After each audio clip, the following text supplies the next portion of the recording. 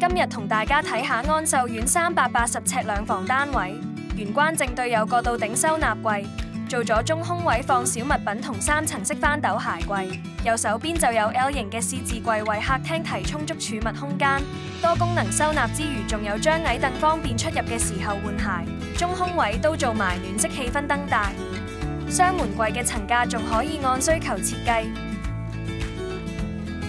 家居整體採光充足，選用灰色木紋磚搭配白色牆身同訂製家私。到頂電視櫃上下方都有唔少櫃筒可以做收納。玻璃飾櫃加咗觸控式燈帶增添氣氛，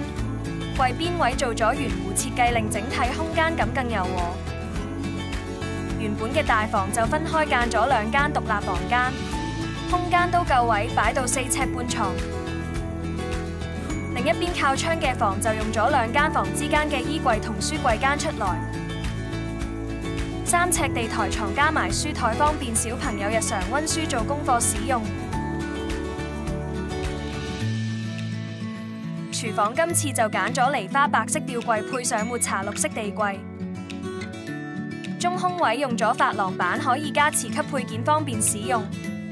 吊櫃底下都加裝咗照明燈帶，方便煮食嘅時候使用。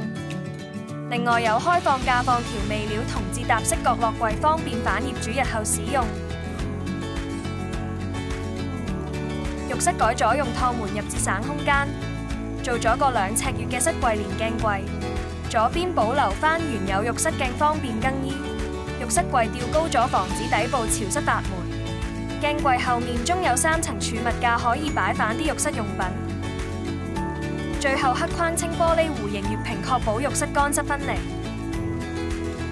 有興趣了解更多，可以隨時電話聯絡我哋，亦都歡迎隨時到我哋3有嘅觀塘門市睇下。